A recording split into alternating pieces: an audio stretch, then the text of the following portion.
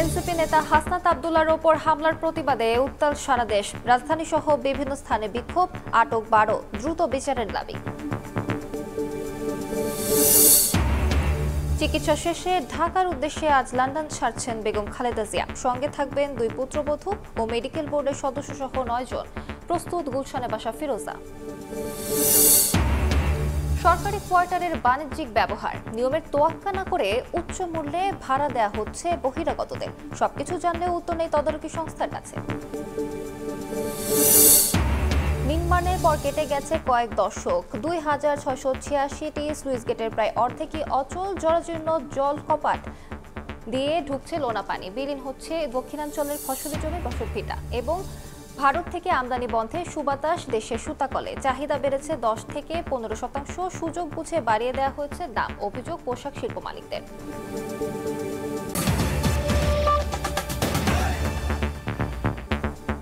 সকালের সময়ের সঙ্গে আছি আমি আলিশা ইসলাম। অনির্বাচিত বলেই রাখাইনে মানবিক করিডোর দেয়া নিয়ে অন্তর্বর্তী সরকার লুকোচুরি করছে বলে অভিযোগ করেছেন বিএনপি নেতা রুহুল কবির রিজভী।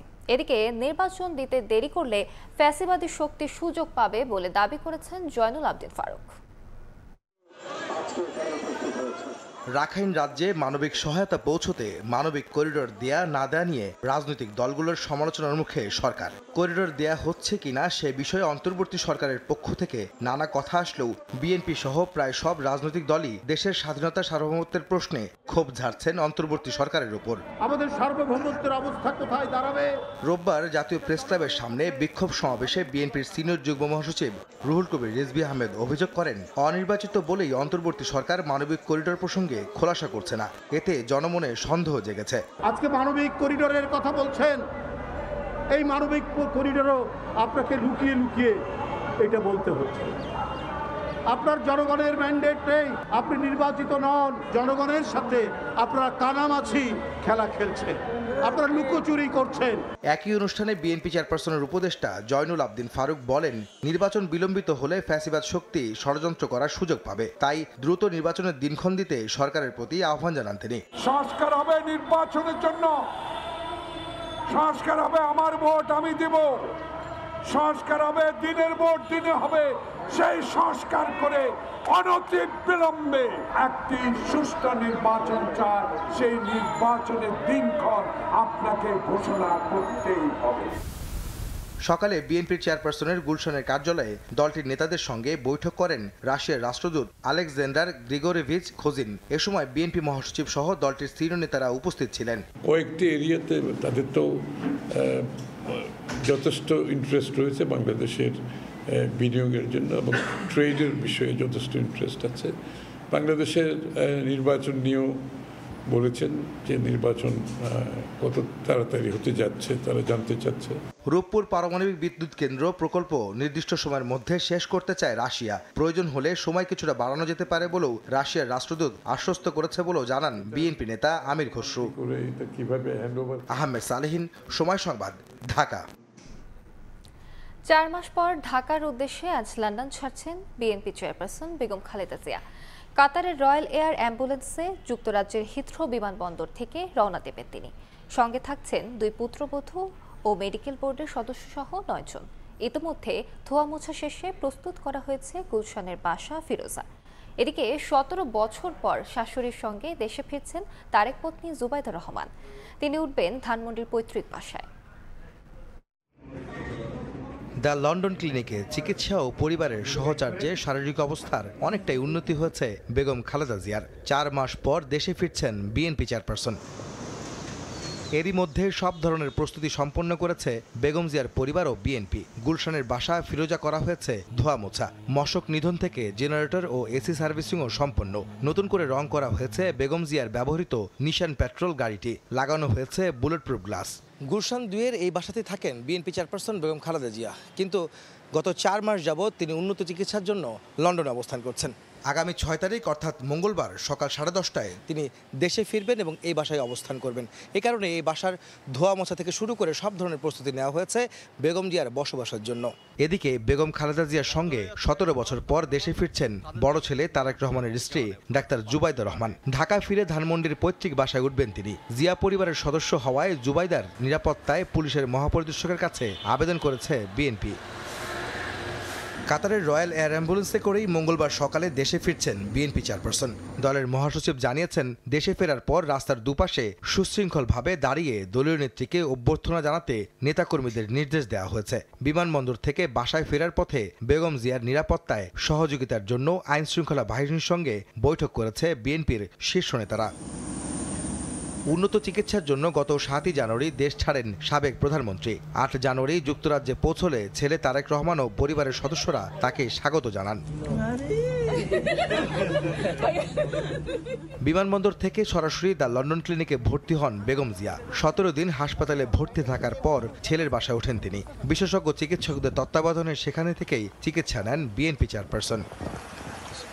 আহমেদ সালেহিন, সময় সংবাদ, ঢাকা। জাতীয় নাগরিক পার্টি এনসিপির মুখ্য সংগঠক হাসনাত আব্দুল্লাহর উপর হামলার ঘটনায় উত্তাল সারা দেশ।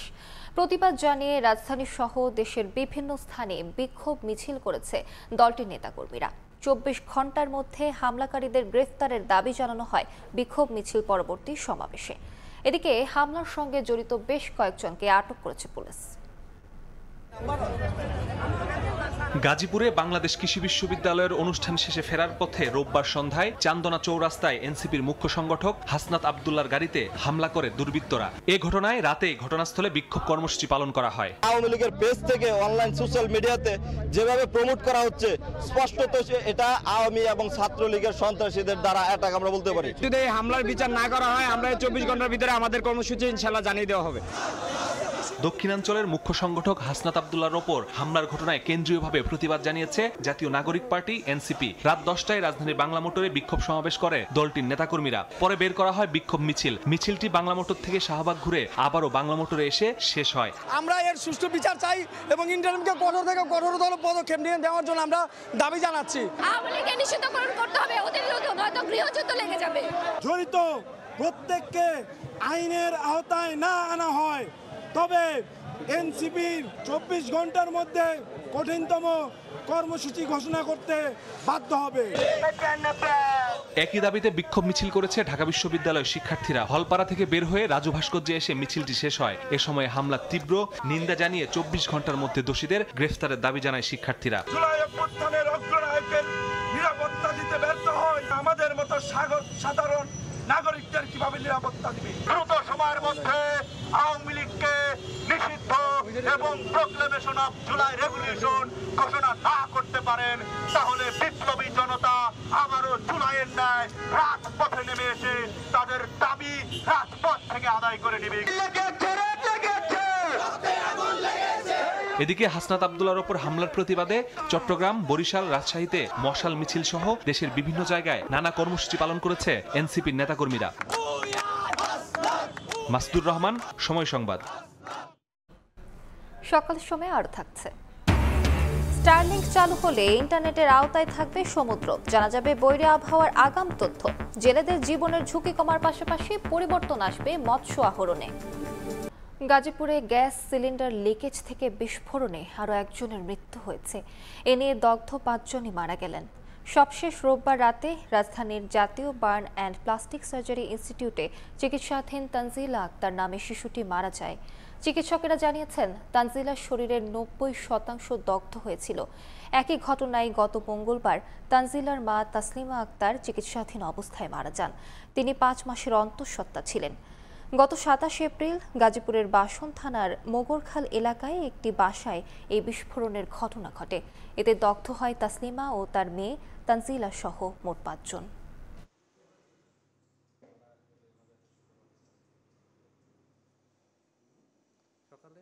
বাতাস নিয়ে গেছে, মাথায় দিয়ে আর মারে হাসপাতালে নিয়ে গেতেছে। বাস আমি লগে করে আবার হাসপাতালে দৌড়েছি যৌতুপুরতে আবার হাসপাতালে, আবার এই যে ঢাকা মেডিকেল নিয়ে আনা হলো। প্রথমে যার আগুন ধরছিল সে প্রথম দিনে মারা গেছে, আর আমার যেটা সে মারা গেছে হলো 29 তারিখে, আর আজকে হলো আমার ভাস্তি মারা গেল। এখানে 3টা পরিবার, 3 পরিবারে 5 জন। সরকারি কোয়ার্টার নিয়ে অবাধে চলছে ভাড়া বাণিজ্য। নিজেদের নামে কোয়ার্টার বরাদ্দ নিয়ে উচ্চ মূল্যে বহিরাগতদের কাছে ভাড়া দিচ্ছেন সরকারি কর্মকর্তা কর্মচারীরা। এ বিষয়ে তদারকি সংস্থা সরকারি আবাসন পরিদপ্তরের কাছে জানতে চাইলে মেলেনি সদুত্তর। এদিকে সরকারি নীতিমালা অনুযায়ী সাবলেট বা ভাড়া দেওয়ার সুযোগ নেই উল্লেখ করে তার বিরুদ্ধে যথাযথ ব্যবস্থা নেওয়ার তাগিদ নগর পরিকল্পনাবিদের। প্রিন্স আরেফিন ও মোবারক হোসেন শুভর ছবিতে মাইমুনা হায়দার চৌধুরীর প্রতিবেদন। প্রথম পর্ব আজ।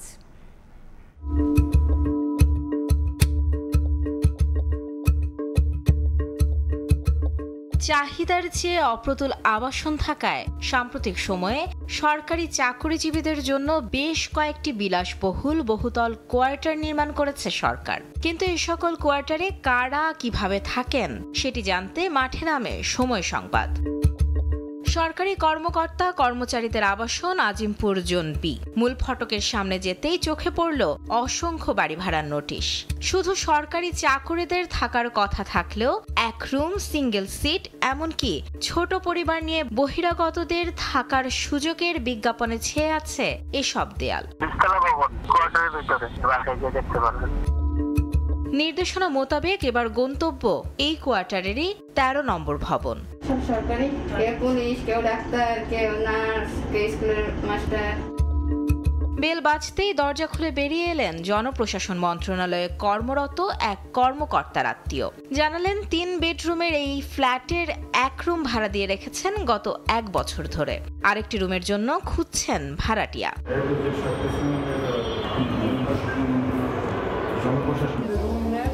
বাসা দেখে বের হতেই দেখা নিরাপত্তা কর্মীর সঙ্গে। এবারের অফার আরো লোভনীয়। সিঙ্গেল সিট নাকি রুম যেমনটি চাই তারই ব্যবস্থা করে দিতে পারবেন বলে নিশ্চয়তা দিলেন। সবগুলো ফ্লোরে সিট বা ভাড়া পাওয়া যাবে। আমার নম্বরটা নিয়ে যান। সঙ্গে সঙ্গেই পাঠালেন আরেকটি ফ্ল্যাট দেখতে, যেখানে রয়েছে সিঙ্গেল সিটে থাকারও সুযোগ। এরকম আমার একজন লাগবে যে সে শুধু কাপড় চোপড় নিয়ে আসবে, বুঝছেন, বিছানা আমারই থাকবে। এবারের গন্তব্য পলাশীর সরকারি স্টাফ কোয়ার্টার। যার নামে বাসা বরাদ্দ সেই শিক্ষিকার দেয়া লোকেশনে গিয়ে দেখা গেল ফ্ল্যাটের 2 রুম ভাড়া দেয়া হবে।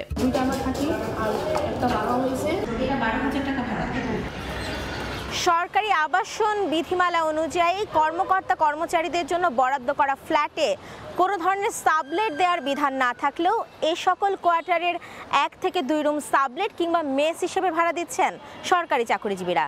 এ বিষয়ে সরকারি আবাসন পরিদপ্তর কি বলছে চলুন সেটি জানার চেষ্টা করি আমরা। সরকারি আবাসন পরিদপ্তরের পরিচালককে না পেয়ে অতিরিক্ত পরিচালকের সঙ্গে যোগাযোগ করলে তিনি জানান এ বিষয়ে কথা বলার এখতিয়ার নেই তার। পরামর্শ দেন পরিচালকের সঙ্গে যোগাযোগের। যে বিষয়ে জানতে চাচ্ছেন সেই বিষয়ে আমি খুব ভালো বলতে পারবো, বাট অফিসিয়াল একটা ডেকোরাম আছে। আমার অফিস প্রধান হচ্ছে যুগ্ম সচিব পরিচালক, উনি কথা বলবেন। কিন্তু ব্যক্তিগত মোবাইল ফোন নম্বরে কয়েক দফা যোগাযোগ করার চেষ্টা করেও পাওয়া যায়নি তাকে।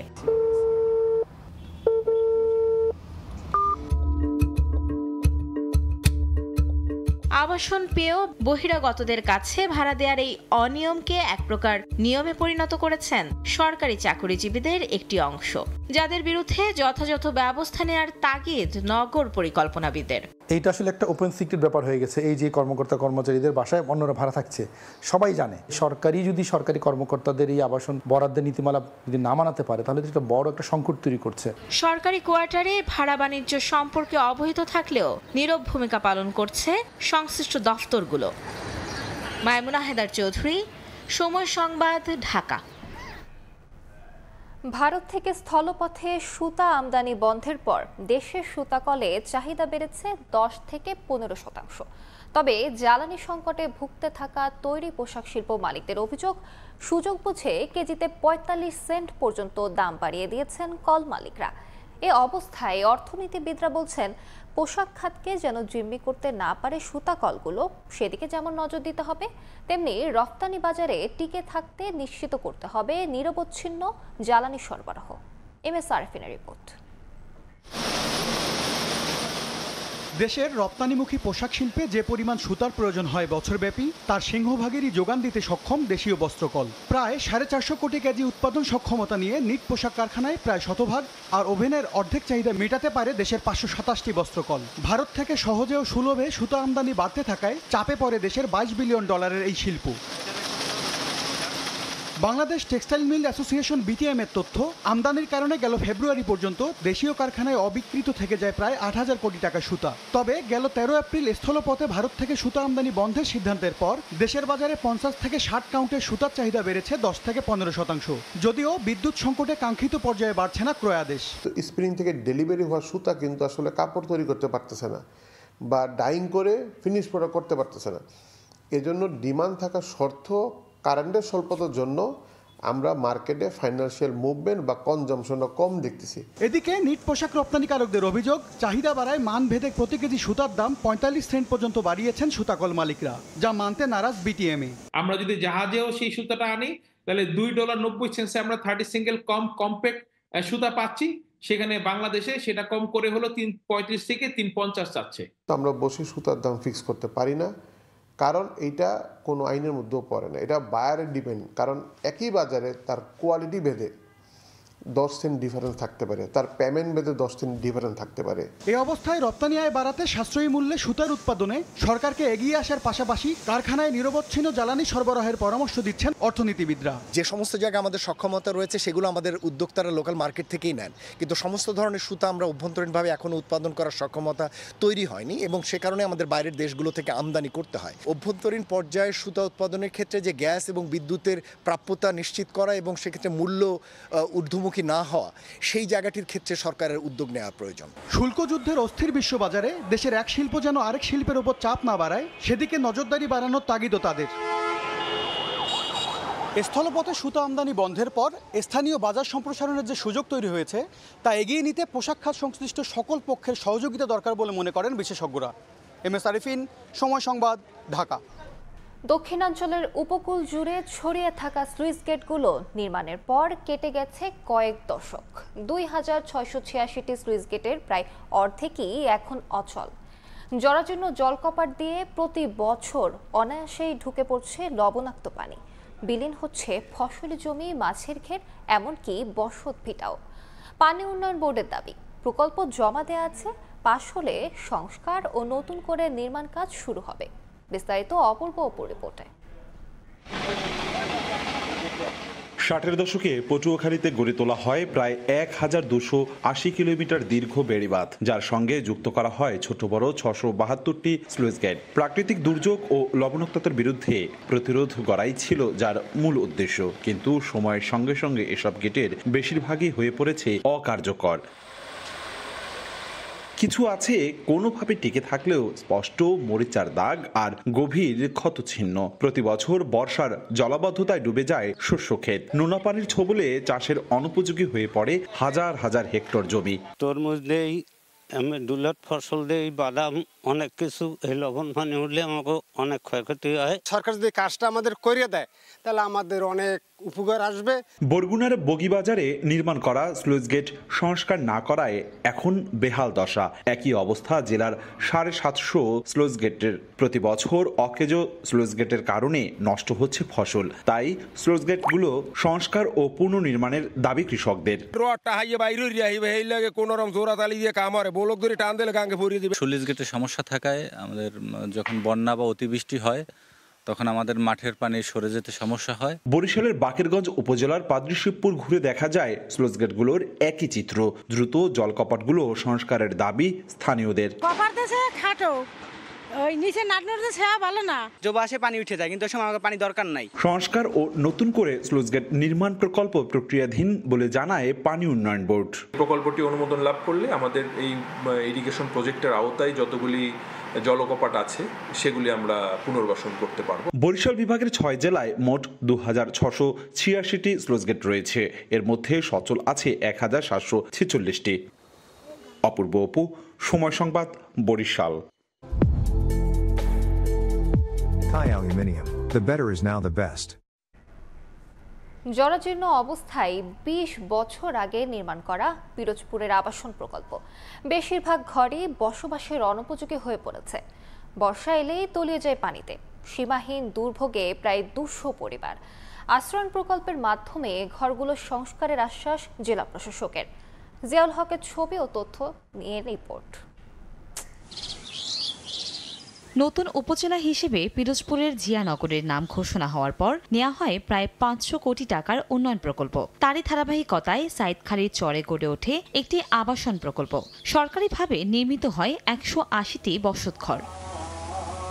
কিন্তু ২০ বছরেও হয়নি কোনো সংস্কার। আবাসনের ১৮০টি ঘরের বেশিরভাগই বসবাসের অনুপযোগী হয়ে পড়েছে। অধিকাংশ ঘরে নেই পিলার ও টিনের চাল। বর্ষা মৌসুমের আগেই ঘরগুলো মেরামত করে দুর্ভোগ কমানোর দাবি বাসিন্দাদের। চাল নাই, বেড়া নাই, আবার পিলার নাই, পিলার ভাঙ্গি গেছে।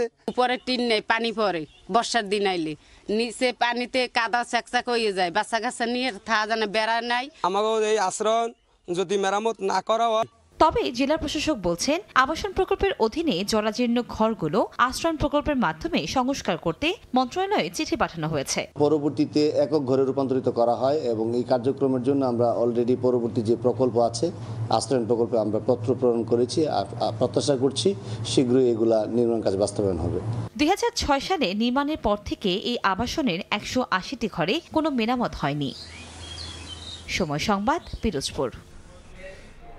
২ দফায় মেয়াদ বাড়ানোর পরও শেষ হয়নি পটুয়াখালীর গলাচিপায় গজালিয়া খালের ওপর নির্মাণাধীন সেতুর কাজ। পুরনো ভাঙা সেতুর ওপর কাঠ ফেলে ঝুঁকিপূর্ণভাবে চলাচল করছে ডাকুয়া ও গজালিয়া ইউনিয়নের বাসিন্দারা। প্রায়ই ঘটছে ছোট বড় দুর্ঘটনা। তবে অচিরেই কাজ শেষ করার আশ্বাস এলজিইডির। সুজন দামের ছবি ও মোহাম্মদ মনির হোসেন বাদলের তথ্য নিয়ে রিপোর্ট। নতুন সেতুর কাজ থমকে আছে, তাই বাধ্য হয়ে কাঠের পাটাতন লাগিয়ে পুরাতন সেতুতে ঝুঁকিপূর্ণ চলাচল। পটুয়াখালীর গলাচিপার গজালিয়া খালের ওপর নির্মিত সেতুটি ২০১৫ সালের জুলাই মাসে ইট বোঝাই একটি ট্রলি যাওয়ার সময় মাঝ বরাবর ভেঙে খালে পড়ে যায়। এতে ডাকুয়া ও গজালিয়া ইউনিয়নের মধ্যে সড়ক যোগাযোগ বিচ্ছিন্ন হয়ে পড়ে। খেয়া নৌকায় শিক্ষার্থীদের পারাপার ঝুঁকিপূর্ণ হওয়ায় স্থানীয়রা সেতুর ভেঙে যাওয়া অংশে কাঠের পাটাতন দিয়ে চলাচল করতে থাকেন। জনসাধারণের সুবিধার্থে অপর একটু সেতু নির্মাণের উদ্যোগ নেয় এলজিইডি। সেতু নির্মাণের কাজ পায় বরিশালের বাকেরগঞ্জের মেসার্স হাজি এন্টারপ্রাইজ নামে ঠিকাদারি প্রতিষ্ঠান। ৭২ মিটার লম্বা ৩ মিটার প্রস্থের সেতু নির্মাণ ব্যয়ে চুক্তি মূল্য ছিল ৫,৯১,২৪,০০০ টাকা। নির্মাণ কাজ শেষ হওয়ার কথা ছিল ২০২২ সালের ২৪ জানুয়ারি। দুইবার সময় বাড়িয়ে ২০২৪ সালের ৩০ জুন পর্যন্ত নির্ধারণ করা হলেও মাত্র ৩০% কাজ শেষ হয়। নির্মাণ কাজ শেষ না হওয়ায় দুর্ভোগে ২ ইউনিয়নের বাসিন্দারা। এই ব্রিজের কারণে অনেক লোকজন যাতায়াতে অনেক কষ্ট করে, গাড়ি নিয়ে আসতে পারতেছে না। স্কুলের পোলাপান যাইতে পারে না, আমরা যাইতে না, একটা বুড়া লইয়া যদি অসুখিয়া যাইতে পারে না, রোগী লইয়া গলাচিপা শহর উঠতারি নিয়ে। আমাদের এই কাজটা যদি দ্রুত গতিতে চলে তাহলে আমাদের ২ ইউনিয়নের জন্য উপকার হয়। ব্রিজের ডিজাইন সংক্রান্ত জটিলতার কারণে আপাতত কাজ বন্ধ রয়েছে, যা ঠিক করে অচিরেই কাজ শুরু করা হবে বলে জানালেন এলজিইডির নির্বাহী প্রকৌশলী। ভেরিয়েশন কন্ট্রাক্টের জন্য সদর দপ্তরে প্রেরণ করা হয়। সদর দপ্তর থেকে গত সপ্তাহে এটা ভিজিট করছে। এটা ভেরিয়েশনটা অনুমোদন হয়ে গেলে পুনরায় ঠিকাদার কাজ করবে। প্রতিদিন এই অস্থায়ী ভাঙা সেতু দিয়ে ২ ইউনিয়নের কয়েক হাজার মানুষ যাতায়াত করে। সময় সংবাদ, পটুয়াখালী। ভোলায় যাত্রী ওঠানো নিয়ে সিএনজি অটোরিকশা শ্রমিকদের সঙ্গে মারামারি ঘটনায় অনির্দিষ্টকালের ধর্মঘট পালন করছে জেলা বাস শ্রমিক ইউনিয়ন। এতে বন্ধ রয়েছে অভ্যন্তরীণ সব রুটের বাস চলাচল। এই মুহূর্তে ভোলার বীরশ্রেষ্ঠ মোস্তফা কামাল বাস টার্মিনালে আছেন রিপোর্টার নাসির উদ্দিন লিটন। সরাসরি যাচ্ছি তার কাছে। লিটন, ভোলায় সিএনজি অটো রিক্সা চালকদের সাথে বাস শ্রমিকদের যে মারামারি এবং সহিংসতার ঘটনায় ঢাকার ধর্মঘটের ইতিমধ্যে প্রায় 14 ঘন্টা অতিবাহিত হয়েছে। আমরা দেখছি যে ভোলা বীরশ্রেষ্ঠ মোস্তফা কামাল বাস টার্মিনাল, যেটা ভোলা জেলার প্রধান বাস টার্মিনাল, এখান থেকে গত 14 ঘন্টায় কোনো যাত্রীবাহী বাস এবং কোনো সিএনজি অটো রিক্সা চলাচল করেনি। এখানে মূলত বাস শ্রমিক যারা রয়েছেন তারা গতকাল থেকে এখানে রাস্তায় বিক্ষোভ দেখিয়েছেন, সড়ককে অবরোধ করে আগুন জ্বালিয়ে রাখতে দেখা গেছে। এছাড়া এই পরিস্থিতি নিয়ন্ত্রণের জন্য আমরা কালকে থেকে দেখেছি যে আইন শৃঙ্খলা রক্ষাকারী বাহিনী, বিশেষ করে পুলিশ সদস্যরা এখানে মোতায়েন রয়েছে। কোন ধরনের কোনো সহিংসতার ঘটনা না ঘটলেও এখানে যাত্রীদের কিন্তু ভোগান্তির শেষ নাই। আমরা দেখতে পাচ্ছি যে ঢাকা, বরিশাল সহ দেশের বিভিন্ন অঞ্চল থেকে, দূর দূরান্ত থেকে যে সমস্ত যাত্রীরা ভোলার নিজ গন্তব্যের উদ্দেশ্যে ছেড়ে এসেছেন, তারা আসলে এই বাস টার্মিনাল পর্যন্ত আসার পরে এখান থেকে অতিরিক্ত ভাড়া, দ্বিগুণ তিনগুণ ভাড়া দিয়ে তারা আসলে তাদের গন্তব্যে যেতে হয়েছে। এবং মাইক্রোবাস, মোটরসাইকেল, এইরকম যানবাহনে আসলে আমরা তাদেরকে যেতে দেখেছি। তাদেরকে আসলে দুর্ভোগ রয়েছে। এটি আসলে বাস শ্রমিক এবং সিএনজি অটোরিকশা চালকদের মধ্যে গত 8 দিনের মাথায় দ্বিতীয় দফার ধর্মঘট। এর আগেও এই দুই গ্রুপের মধ্যে সহিংসতার ঘটনা গত 27 তারিখে প্রায় 24 ঘন্টার মতো এই ধর্মঘট ছিল। পরে জেলা প্রশাসন এবং পুলিশ প্রশাসনের মধ্যস্থতায় সেই ধর্মঘটটি 28 তারিখ সন্ধ্যায় প্রত্যাহার হয়। কিন্তু এই প্রত্যাহার হলেও একই ধরনের সমস্যা আবার গতকাল থেকে দেখা গেছে। গতকাল ভোলা চরফেশন আঞ্চলিক সড়কের বাংলা বাজার এলাকায় বাস, সিএনজি অটোরিকশা বাসকে সাইড দেয় এবং যাত্রী তোলা নিয়ে দুই গ্রুপের মধ্যে যে সহিংসতা হয়েছে, সেই সহিংসতায় বাস শ্রমিক ইউনিয়নের সাধারণ সম্পাদক আব্দুল মোন্নান দাবি করেছেন যে তাদের 4টি বাস ভাঙচুর করা হয়েছে, শ্রমিকেরা 5টি বাস তাদের আটকে রাখা হয়েছিল এবং তাদের 15-16 জন শ্রমিক, এই 15-16 জন শ্রমিক তাদের আহত হয়েছে বলে তারা দাবি করেছেন। এবং সেই ঘটনার পরিপ্রেক্ষিতে গতকাল সন্ধ্যা থেকে আসলে ভোলার অভ্যন্তরীণ 5টি রুটে সব ধরনের বাস চলাচল বন্ধ রেখেছে বাস শ্রমিকেরা। একইভাবে সিএনজি অটোরিকশা চালকেরাও আসলে তারপর থেকে চলাচল বন্ধ রেখেছে। দুর্ভোগে পড়েছে, ভোগ করছে সাধারণ যাত্রীরা। তো এই ছিল আমার কাছে ভোলার বীরশ্রেষ্ঠ মোস্তফা কামাল বাস টার্মিনাল থেকে সর্বশেষ। সরাসরি যুক্ত ছিলাম ভোলায়। সকালের সময় আরো থাকছে। রাশিয়ার সঙ্গে যে কোনো সময় যুদ্ধবিরতি সম্ভব, মস্কোর ওপর চাপ বাড়াতে মিত্রদের আহ্বান জেলেনস্কির। পারমাণবিক উত্তেজনায় উস্কানি দিচ্ছে পশ্চিমারা, অভিযোগ পুতিনের। মোবাইল নেটওয়ার্ক কিংবা ইন্টারনেট পরিষেবা না থাকায় গভীর সমুদ্রে মাছ শিকারে গিয়ে যোগাযোগ বিচ্ছিন্ন হয়ে পড়ায় সহযোগিতা পান না জেলেরা। এতে বৈরী আবহাওয়ার আগাম তথ্য, জলদস্যুদের আক্রমণ ও ট্রলার বিকল হলে মৃত্যুর প্রহর গুনতে হয় তাদের। প্রযুক্তিবিদরা বলছেন, দেশে স্টারলিংক ইন্টারনেট পরিষেবা চালু হলে পুরো সমুদ্র থাকবে ইন্টারনেটের আওতায়। এতে জেলেদের জীবনের ঝুঁকি যেমন কমবে, ঠিক তেমনি পরিবর্তন আসবে মৎস্য আহরণে। রুবেল হোসেনের ছবিতে সাইফুল মিরাজের রিপোর্ট। কোটি টাকা মূল্যের একটি ট্রলার নিয়ে উপকূল থেকে 200 কিলোমিটারেরও বেশি দূরে গিয়ে গভীর বঙ্গোপসাগরে মাছ শিকার করেন জেলেরা। তাদের এমন দুঃসাহসিক কাজ দেশের মানুষের মাছের চাহিদা পূরণের পাশাপাশি গতিশীল করে অর্থনীতির চাকাও। কিন্তু উপকূল থেকে মাত্র 20 কিলোমিটার দূরে গেলেই অকার্যকর হয়ে পড়ে মোবাইল নেটওয়ার্ক। এতে গভীর সমুদ্রে সম্পূর্ণ যোগাযোগ বিচ্ছিন্ন হয়ে পড়েন জেলেরা। ঘূর্ণিঝড়ের আগাম তথ্য, জলদস্যুদের আক্রমণ কিংবা ট্রলার বিকল হলে তীরে কোনো প্রকার যোগাযোগ করতে পারেন না। এতে এক প্রকার মৃত্যুর সঙ্গেই লড়াই করতে হয় মৎস্য আহরণকারীদের। এমন অবস্থায় প্রতি বছর অনেক জেলে প্রাণও হারান। সম্প্রতি দেশে স্টারলিংক ইন্টারনেট পরিষেবা চালুর উদ্যোগ গ্রহণ করায় আশায় বুক বেঁধেছেন উপকূলীয় লাখো জেলে। ঢাকাইতে দেখা যাইতেছে ধরে বা কোস্টগার্ডের লাগে যোগাযোগ করবো, এরকম কোনো ব্যবস্থা নাই। নেটওয়ার্ক যোগাযোগ থাকলে তো মনে করেন একটা ঘূর্ণিঝড় হইলে ওইটা আমরা শুনতে পারি। নেটওয়ার্কটা যাতে সাগরে বিস্তৃত হয়, এই ব্যাপারে আমি সরকারের কাছে আবেদন জানাচ্ছি। প্রযুক্তিবিদরা বলছেন, দেশে স্টারলিংক ইন্টারনেট পরিষেবা চালু হলে পুরো সমুদ্র থাকবে নেটওয়ার্কের আওতায়। প্রতিটি ট্রলারে নির্দিষ্ট কিছু ডিভাইস স্থাপন করলে উপকূলের ন্যায় গভীর সমুদ্রে অবস্থানরত অবস্থায়ও সর্বত্র যোগাযোগ করতে পারবেন জেলেরা। এতে তাদের জীবনের ঝুঁকি যেমন কমবে, ঠিক তেমনিভাবে আমূল পরিবর্তন আসবে মৎস্য আহরণে। স্টারলিংকের এই প্রযুক্তিটি যাতে মৎস্য খাতে সরকার প্রয়োজন ভর্তুকি দিয়ে হলেও এটি ব্যবহার করবে, যাতে উপকূলের অঞ্চলের যে অর্থনীতি সমৃদ্ধ হবে। গত 13 ফেব্রুয়ারি স্টারলিংকের মালিক ইলন মাস্কের সঙ্গে ভিডিও কলে দেশে স্টারলিংক ইন্টারনেট পরিষেবা চালু প্রসঙ্গে আলোচনা করেন অন্তর্বর্তী সরকারের প্রধান উপদেষ্টা অধ্যাপক ডক্টর মোহাম্মদ ইউনুস। এরপর গত 9 এপ্রিল পরীক্ষামূলকভাবে দেশে স্টারলিংকের ইন্টারনেট পরিষেবা চালু হয়। সাইফুল মিরাজ, সময় সংবাদ, বরগুনা। বরগুনায় অবাধে নিষিদ্ধ জাল দিয়ে নদী থেকে আহরণ করা হচ্ছে চিংড়ির রেণু। মারা হচ্ছে শত প্রজাতির মাছের পোনা সহ জলজ প্রাণী। এসব রেণু রাতের আধারে নেওয়া হচ্ছে খুলনা ও সাতক্ষীরায়। বিষয়টি ওপেন সিক্রেট হলেও ব্যবস্থা নিচ্ছে না সংশ্লিষ্টরা। তবে মৎস্য বিভাগ জানায়, রেণু আহরণ বন্ধে অভিযান চালালেও শতভাগ সফল নন তারা। রুবেল হোসেনের ছবিতে সাইফুল মিরাজের রিপোর্ট। এ যেন চিংড়ির রেণু আহরণের মহোৎসব। প্রকাশ্য দিবালোকে বরগুনার পায়রা, বলেশ্বর ও বিষখালী নদীতে এমন কর্মযোগ্য হাজার হাজার স্থানীয় অধিবাসীদের। নিষিদ্ধ জাল দিয়ে রেণু ধরায় মারা যাচ্ছে শত প্রজাতির মাছের পোনা ও জলজ প্রাণী। রাতের আধারে এসব পোনা বিক্রির জন্য নিয়ে যাওয়া হচ্ছে খুলনা ও সাতক্ষীরায়। সচেতন নাগরিকরা জানান, অবৈধভাবে রেণু আহরণ বন্ধ করা না হলে নদীর জীববৈচিত্র্য ধ্বংসের পাশাপাশি কমবে মাছের উৎপাদন।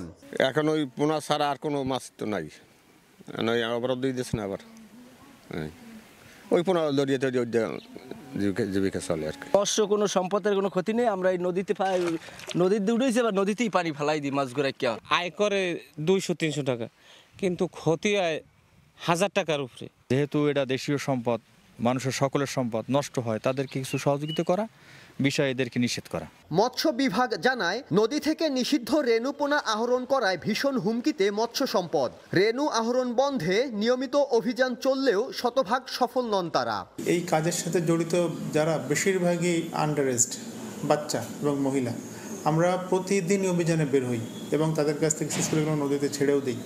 তারপর আমরা 100% আসলে কভারেজ করতে পারিনি। স্থানীয় পাইকারের কাছে একটি রেণু 1 টাকা দরে বিক্রি করেন আহরণকারীরা, পরে তা বিভিন্ন মূল্যে বিক্রি করেন পাইকাররা। সাইফুল মিরাজ, সময় সংবাদ, বরগুনা। যথাসময়ে বেতন ভাতা না পাওয়া, অনিশ্চিত চাকরি, ওষুধ সংকট ও কর্তৃপক্ষের তদারকির অভাব, এতে ঝিমিয়ে পড়েছে দ্বীপ জেলা ভোলার কমিউনিটি ক্লিনিকগুলো। নিয়মিত খোলা হচ্ছে না বেশিরভাগই। চলমান সংকট নিরসন করে প্রান্তিক মানুষের প্রাথমিক স্বাস্থ্যসেবা নিশ্চিতের দাবি সংশ্লিষ্টদের। তবে বকেয়া বেতন ভাতা পরিশোধের পাশাপাশি হেলথ কেয়ার প্রোভাইডারদের সক্রিয় রাখার কথা জানান সিভিল সার্জন নাসিরউদ্দিন লিটনের রিপোর্ট। ছবি তুলেছেন উৎপল দেবনাথ। গত 3 মে সকাল 9টা থেকে রোগী সেবা দেওয়ার কথা থাকলেও দুপুর 12:30 পর্যন্ত ভোলা সদরের নবীপুর কমিউনিটি ক্লিনিকে তালা খোলেনি কেউ।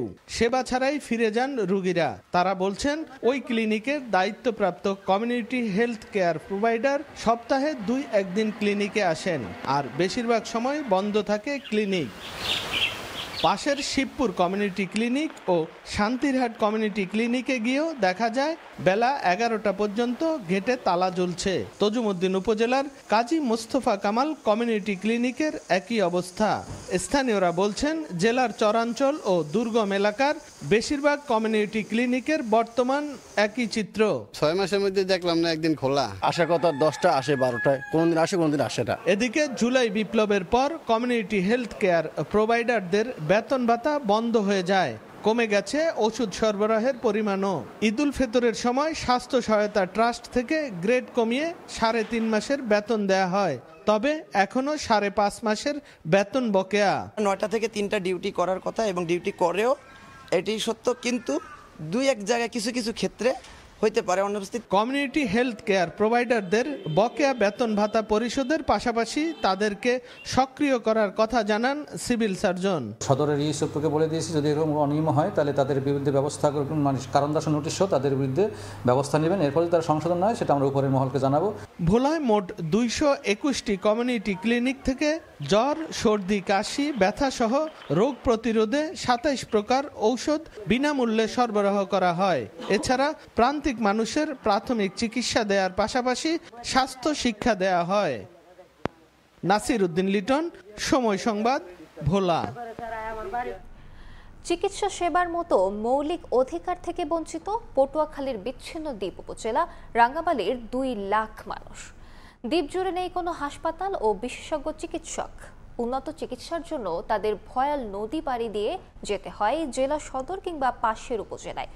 অথচ বছর 2 আগে শুরু হওয়া উপজেলা স্বাস্থ্য কমপ্লেক্সের নির্মাণ কাজ এখন থমকে। তৌকিব পেদার ক্যামেরায় শিকদার জাবির হোসেনের রিপোর্ট। চারদিকে বিস্তৃত নোনা জল, এক পাশে আগুনমুখা, আরেক পাশে বঙ্গোপসাগর। নদী ও সমুদ্রে ঘেরা পটুয়াখালীর দক্ষিণের শেষ প্রান্তের দ্বীপ রাঙ্গামালী জেলা সদর থেকে প্রায় 80 কিলোমিটার দূরে অবস্থিত। আধুনিক নাগরিক সুবিধা থেকে শত যোজন দূরে এক বিচ্ছিন্ন জনপদ। এখানে নেই কোনো হাসপাতাল ও বিশেষজ্ঞ চিকিৎসক। অসুস্থ হলে অনেকটাই ভাগ্যের উপর ভরসা করতে হয় এখানকার 2 লাখ মানুষকে। অনেক সময় সেই ভরসা গিয়ে ঠেকে পল্লী চিকিৎসক কিংবা স্থানীয় কবিরাজের চেম্বারে। স্পিডবোট রাত্রে ভাড়া করতে যায় 3000-4000 টাকা লাগে, এবার ট্রলার পাওয়া যায় না। রোগী এই স্পিডবোটে নিতে নিতে অনেক মানুষ মারা যায়। রোগী নিয়ে উন্নত চিকিৎসার জন্য পাড়ি দিতে হয় উত্তল আগুনমুখা নদী। দিনের আলোয় ট্রলার বা স্পিডবোটে যাত্রা সম্ভব হলেও রাত নামলে পুরো দ্বীপটাই থমকে যায় যোগাযোগ বিচ্ছিন্নতায়। ঝড় কিংবা বর্ষার সময় যোগাযোগ ব্যবস্থা বন্ধ হয়ে গেলে যেন মৃত্যুর অপেক্ষা করে ঘরে ঘরে। শ্বাসতন্ত্রের রোগী, গর্ভবতী মা সহ সব ধরনের রোগী আসে, যাদেরকে পুরোপুরি ট্রিটমেন্ট দেওয়া আমাদের পক্ষে সম্ভব না। মারাত্মক রোগীদের সাধারণত গলাচিপা উপজেলা হাসপাতালে রেফার করা হয়। দীর্ঘদিনের এই দুর্ভোগের অবসানে 2023 সালের জুলাইয়ে 50 শয্যার একটি হাসপাতাল নির্মাণের কাজ শুরু করে স্বাস্থ্য প্রকৌশল অধিদপ্তর। কিন্তু 2024 সালের জুনে চতুর্থ অপারেশনাল প্ল্যানের মেয়াদ শেষ হওয়ায় থেমে যায় নির্মাণ কাজ। তবে সিভিল সার্জন জানান, নতুন করে উন্নয়ন প্রস্তাবনা করে পাঠানো হয়েছে মন্ত্রণালয়ে। অনুমোদন পেলে আবারও শুরু করা হবে হাসপাতালের কাজ। কর্তৃপক্ষের সাথে আমাদের নিয়মিত যোগাযোগ আছে এবং এইচসিডি স্বাস্থ্য প্রকৌশল অধিদপ্তরও যোগাযোগ করছে। ইনশাল্লাহ যে কোনো সময় আবার কাজ শুরু হবে। 2012 সালে রাঙ্গামালীকে উপজেলা ঘোষণার 1 যুগ পার হয়ে গেলেও এখনো নির্মাণ হয়নি একটি পূর্ণাঙ্গ উপজেলা স্বাস্থ্য কমপ্লেক্স। শিকদার জাবির হোসেন, সময় সংবাদ, পটুয়াখালী। দেখছেন সকালের সময়। কাশ্মীর সীমান্তে ব্ল্যাকআউট মহড়া চালিয়েছে ভারত। পাকিস্তানে চেনাব নদীর পানির প্রবাহ থামিয়ে দিচ্ছে নয়াদিল্লি। জানা গেছে, এমন পরিস্থিতিতে জাতিসংঘ নিরাপত্তা পরিষদের দ্বারস্থ হচ্ছে ইসলামাবাদ। নিরাপত্তা পরিষদে জরুরি বৈঠক আয়োজনের নির্দেশ দেওয়া হয়েছে জাতিসংঘে নিযুক্ত পাকিস্তানের স্থায়ী প্রতিনিধি আসিম ইফতিখারকে। এদিকে যুদ্ধকালীন পরিকল্পনার অংশ হিসেবে পাকিস্তান গমের আটা মজুত করছে বলেও খবর পাওয়া গেছে। উত্তেজনা বাড়ছে ভারত ও পাকিস্তানের মধ্যে। দেশ দুইটির পাল্টাপাল্টি নানা পদক্ষেপে ক্রমেই জটিল হচ্ছে পরিস্থিতি। রোববার রাতে পাঞ্জাবের ফিরোজপুর সেনানিবাসে আধা ঘন্টার জন্য ব্ল্যাকআউট মহড়া চালিয়েছে ভারতীয় সেনাবাহিনী। এ সময় বাসিন্দাদের সতর্ক করে আলো নিভিয়ে রাখতে বলা হয় পুরো এলাকায়। যুদ্ধকালীন সময়ে ব্ল্যাকআউট পদ্ধতি বাস্তবায়নে প্রস্তুতি ও কার্যকারিতা নিশ্চিত করাই এই মহড়ার লক্ষ্য বলে জানিয়েছে ভারতীয় সেনাবাহিনী। এদিকে বাগলিহার বাঁধের মাধ্যমে পাকিস্তানে চেনাব নদীর পানি প্রবাহ কমিয়ে দিয়েছে ভারত। জানা গেছে, একইভাবে কিষানগঙ্গা বাঁধের মাধ্যমে ঝিলম নদীর পানি প্রবাহ নিয়ন্ত্রণের পরিকল্পনা করছে নয়াদিল্লি। ভারতের সাম্প্রতিক এসব কর্মকাণ্ডকে আগ্রাসী আখ্যা দিয়ে বিষয়টি জাতিসংঘের নিরাপত্তা পরিষদে তুলতে যাচ্ছে পাকিস্তান। জরুরি বৈঠক আয়োজনের নির্দেশ পেয়েছেন জাতিসংঘে নিযুক্ত দেশটির স্থায়ী প্রতিনিধি আসিম ইফতিকার। পাকিস্তানের পররাষ্ট্র মন্ত্রণালয় জানায়, ভারতের সামরিক উস্কানি, হামলার পর বক্তব্য ও সিন্ধু চুক্তি লঙ্ঘন সবই নিরাপত্তা পরিষদের আলোচনায় তোলা হবে। অন্যদিকে কাশ্মীরের সীমান্তবর্তী এলাকায় গমের আটা মজুতের নির্দেশ দিয়েছে পাকিস্তান। বোমাবর্ষণ হলেও খাদ্য সংকট যেন না হয়, এজন্যই এ পদক্ষেপ নেওয়া হচ্ছে বলে জানা গেছে। গেল 22 এপ্রিল পেহেলগামে সন্ত্রাসী হামলায় 26 জন নিহত হন। এ ঘটনায় ভারত দোষ দেয় পাকিস্তানকে। তবে অভিযোগ অস্বীকার করে নিরপেক্ষ তদন্তের দাবি তোলে ইসলামাবাদ। কাকুলি আখতার, সময় সংবাদ। অবরুদ্ধ গাজা উপত্যকায় ইসরায়েলি হামলার পর গেল 24 ঘন্টায় নিহত 40 জন। স্বাস্থ্য ব্যবস্থা ভেঙে পড়েছে উপত্যকাটিতে। শিশুরা অপুষ্টিতে ধুঁকছে, আর উপকূলেই আটকে আছে মানবিক সহায়তা। যুদ্ধের 7ম মাসে দাঁড়িয়ে আরেকটি মানবিক বিপর্যয়ের মুখোমুখি ফিলিস্তিন, বলছেন বিশ্লেষকরা। গাজায় ইসরায়েলি আগ্রাসন যেন থামার নয়, স্বাস্থ্য ব্যবস্থা ভেঙে পড়েছে, শিশুরা ধুঁকছে অপুষ্টিতে। গেল 24 ঘন্টায় নেতানিয়াহু বাহিনীর হামলায় প্রাণ হারিয়েছে বহু ফিলিস্তিনি, আহত হয়েছে অনেকে। এদিকে গাজার হাসপাতালগুলোতে শেষ সীমায় পৌঁছেছে চিকিৎসা সেবা। কুয়েত স্পেশালাইজড হাসপাতাল জানায় 75% প্রয়োজনীয় চিকিৎসা সামগ্রী নেই। জাতিসংঘের শরণার্থী সংস্থা বলছে গুরুত্বপূর্ণ সরঞ্জামের 1/3 শেষ এবং বাকিগুলো শেষ হয়ে যাবে 2 মাসের মধ্যে। এদিকে জ্বালানি মজুদের জায়গাকে রেড জোন দাবি করে আন্তর্জাতিক সংস্থাগুলোকে ঢুকতে দিচ্ছে না ইসরায়েল। গেল 2 মার্চ থেকে যুদ্ধবিধ্বস্ত উপত্যকাটিতে সর্বাত্মক অবরোধ জারি করে ইসরায়েল। ফলে দেশটিতে ত্রাণ সহায়তা আরও সংকুচিত হয়। উপত্যকাটিতে বিভিন্ন মাত্রায় দুর্ভিক্ষ চলছে বলে সতর্কবার্তা দিয়েছে জাতিসংঘ সহ নানা আন্তর্জাতিক মানবিক সংস্থা। গাজা স্বাস্থ্য মন্ত্রণালয়ের তথ্য অনুযায়ী যুদ্ধ শুরু হওয়ার পর থেকে উপত্যকাটিতে মৃতের সংখ্যা 52,000 ছাড়িয়েছে। আহত হয়েছে লাখো ফিলিস্তিনি। এছাড়া বাস্তুচ্যুত হয়েছেন অনেকে। অর্জিতা শাহজিন, সময় সংবাদ। ইউক্রেনের রাজধানী কিয়েভে রুশ বাহিনীর ড্রোন হামলায় আহত হয়েছেন শিশুসহ অন্তত 11 জন। বেশ কয়েকটি ভবনে আগুন ধরে যাওয়ায় ব্যাপক অবকাঠামোগত ক্ষয়ক্ষতি হয়েছে। ইউক্রেনের প্রেসিডেন্ট জেলেনস্কি জানান, যে কোনো সময় রাশিয়ার সঙ্গে যুদ্ধবিরতি সম্ভব, তাই মস্কোর ওপর চাপ তৈরিতে পশ্চিমা মিত্রদের আহ্বান জানান তিনি। এদিকে রুশ প্রেসিডেন্ট ভ্লাদিমির পুতিনের দাবি, পশ্চিমা বিশ্ব রাশিয়াকে ভাগ করতে চায়। তারা পারমাণবিক উত্তেজনায় উস্কানি দিচ্ছে বলেও অভিযোগ পুতিনের। চেক প্রজাতন্ত্রের রাজধানী প্রাগে এক সম্মেলনে একথা বলেন তিনি। তবে রাশিয়াকে যুদ্ধবিরতিতে সম্মত করতে মস্কোর ওপর চাপ বাড়াতে পশ্চিমা মিত্রদের আহ্বান জানান তিনি। যুক্তরাষ্ট্রের প্রস্তাবিত পূর্ণ যুদ্ধবিরতি উপেক্ষা করার আজ 54তম দিন। আমরা বিশ্বাস করি যুদ্ধবিরতি যে কোনো সময়, এমনকি আজ থেকেই শুরু হতে পারে এবং অন্তত 30 দিন স্থায়ী হওয়া উচিত, যাতে কূটনীতি একটি বাস্তব সুযোগ পায়। অন্যদিকে রোববার এক তথ্যচিত্রে রাশিয়ার প্রেসিডেন্ট ভ্লাদিমির পুতিন জানান, পশ্চিমা বিশ্ব রাশিয়াকে ভাগ করতে চায়। তারা পারমাণবিক উত্তেজনার উস্কানি দিচ্ছে বলেও দাবি করেন পুতিন, যাতে ভুল করে হলেও রাশিয়া পরমাণু অস্ত্র ব্যবহার করে। তবে তিনি আশ্বস্ত করে বলেন, পশ্চিমাদের উস্কে দেয়া পথে হাঁটবে না রাশিয়া। ইউক্রেনে পারমাণবিক অস্ত্র ব্যবহারের কোনো প্রয়োজন হবে না বলেও মন্তব্য করেন তিনি। কাকুলি আখতার, সময় সংবাদ। দেখছেন সকালের সময়।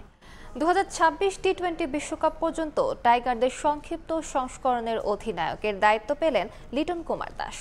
অধিনায়ক হিসেবে 4 ম্যাচের 3টিতে বাংলাদেশকে জয় এনে দিলেও ব্যাট হাতে একেবারে ফ্লপ এলকেডি। সাম্প্রতিক ছন্দ আর অধিনায়ক হিসেবে লিটনের পরিসংখ্যান হতাশ করবে যে কাউকে। এখন পর্যন্ত 4 ম্যাচে অধিনায়কের দায়িত্ব পালন করে মোটে 17 রান। বাজে সময় পার করে এবার লম্বা সময়ের এই অধিনায়কত্ব রাঙাতে পারবেন তো লিটন। টি-20 থেকে শান্তর অধিনায়কত্ব ছাড়ার পর থেকেই আলোচনায় কে হবেন সংক্ষিপ্ত সংস্করণে টাইগারদের ক্যাপ্টেন। ঘুরে ফিরে আসছিল লিটন ও তাসকিনের নাম। শেষ পর্যন্ত পূর্ণ মেয়াদে দায়িত্বটা পেলেন টাইগার ওপেনার। তবে বেশ কিছুদিন ধরে সময়টা ভালো যাচ্ছে না লিটনের। ওয়েস্ট ইন্ডিজের বিপক্ষে 3 ম্যাচের সিরিজে তার নেতৃত্ব প্রশংসিত হলেও ব্যাটে রান ছিল না তার। টি-20 আর ওয়ানডেতে ভালো ছন্দে না থাকায় বাদ পড়েন চ্যাম্পিয়ন্স ট্রফির দল থেকেও। এরপর পিএসএল পর্ব। ভাগ্যটা এখানেও সায় দিল না টাইগার ওপেনারকে। পাকিস্তান সুপার লিগে করাচি কিংসের হয়ে মাঠে নামার আগেই ইনজুরির থাবা। তবে অধিনায়কের নাম ঘোষণার দিনই সামাজিক যোগাযোগ মাধ্যমে দেখা যায় লিটনের পুনর্বাসনের ছবি। হাস্যোজ্জ্বল লিটন প্রস্তুত হচ্ছেন আসন্ন 2 সিরিজের জন্য। তবে প্রশ্ন থেকেই যায়, ব্যাট হাতে প্রত্যাশা কতটা পূরণ করতে পারবেন লিটন। টি-20তে এই ওপেনারের সাম্প্রতিক পারফরমেন্সের দিকে চোখ রাখলে হতাশ হতে হবে যে কাউকে। ব্যাট হাতে একেবারেই ফ্লপ এলকেডি। এখন পর্যন্ত 4 ম্যাচে অধিনায়কের দায়িত্ব পালন করেছেন লিটন কুমার দাস। 4 ম্যাচে ব্যাটিংয়ে নেমে তার ঝুলিতে আছে মাত্র 17 রান। এই 4টির সবকটিই ছিল দেশের বাইরে খেলা ম্যাচ। 2021-এ অকল্যান্ডে নিউজিল্যান্ডের বিপক্ষে টি-20তে অধিনায়ক হিসেবে অভিষেক হয় লিটনের। সেই ম্যাচেই অপ্রত্যাশিতভাবে 0 রানে মাঠ ছাড়েন এই টাইগার ব্যাটার। 3 বছর পর নাজমুল হোসেন শান্তর নেতৃত্ব ছাড়ার পর আবারও ক্যাপ্টেন্সি নিয়ে 2024-এ ওয়েস্ট ইন্ডিজের বিপক্ষে মাঠে নেমে সেই একই চিত্র। 3 ম্যাচে মাত্র 17 করে আবারও ভক্তদের হতাশ করেন তিনি। ব্যাট হাতে নিজে পারফর্ম করতে না পারলেও লিটনের নেতৃত্বে 4 ম্যাচের 3টিতেই জয় পেয়েছে বাংলাদেশ। এবারও দেশের বাইরে সিরিজ দিয়ে শুরু হবে লিটনের অধিনায়ক হিসেবে যাত্রা। চলতি বছর আছে বেশ কিছু দ্বিপাক্ষিক সিরিজ ও এশিয়া কাপ। আগামী বছর টি-20 বিশ্বকাপও আছে। লিটনের সঙ্গে দলেরও ভাগ্য ফিরবে এই ফরম্যাটে, সেই প্রত্যাশাই সবার। তাজিন খন্দকার, সময় সংবাদ। মাঠে না নেমেই বুন্দেসলিগার শিরোপা জিতল বায়ার্ন মিউনিখ। পেশাদার ক্যারিয়ারে প্রথম ট্রফি জয়ের স্বাদ পেলেন ইংলিশ স্ট্রাইকার হ্যারি কেইন। ফ্রেইবুর্গের সঙ্গে বায়ার লেভারকুসেন ড্র করায় 2 ম্যাচ আগেই নিশ্চিত হল বাভারিয়ানদের চ্যাম্পিয়নশিপ। পেশাদার ফুটবলে 15 মৌসুম পার করার পর মেজর কোনো শিরোপা জিতলেন হ্যারি কেইন। লাইপজিগের বিপক্ষে শনিবার বায়ার্ন ড্র করায় বিলম্বিত হয় তাদের শিরোপা উৎসব। টেবিলের 2-এ থাকা বায়ার লেভারকুসেন পয়েন্ট হারালেই শিরোপা পুনরুদ্ধার করবে বাভারিয়ানরা। ফ্রেইবুর্গের সঙ্গে সেই ম্যাচ লেভারকুসেন ড্র করে 2-2 গোলে। শিরোপা জয়ের পর নিজের ইনস্টাগ্রামে ট্রফির ছবি পোস্ট করেন কেইন। ইংল্যান্ড দলের সতীর্থ এরিক ডায়ারের সঙ্গে আনন্দ ভাগাভাগি করে নেন 3 লায়ন্স অধিনায়ক। এর আগে ইউরোর 2টি ও চ্যাম্পিয়ন্স লিগের ফাইনাল হারের তিক্ত অভিজ্ঞতা আছে ক্যারিয়ারে 450-র বেশি গোল করা কেইনের। তাই প্রথম শিরোপাটা বিশেষ হয়ে থাকবে ইংলিশ স্ট্রাইকারের।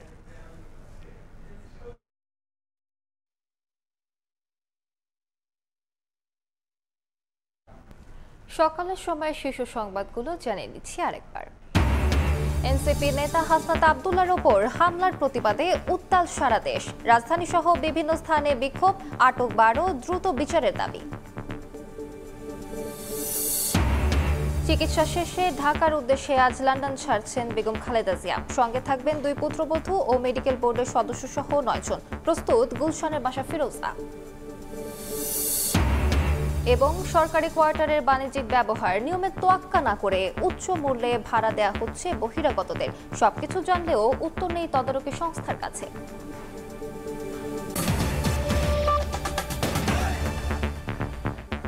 এই ছিল সকালের সময়। সঙ্গে থাকুন সময়।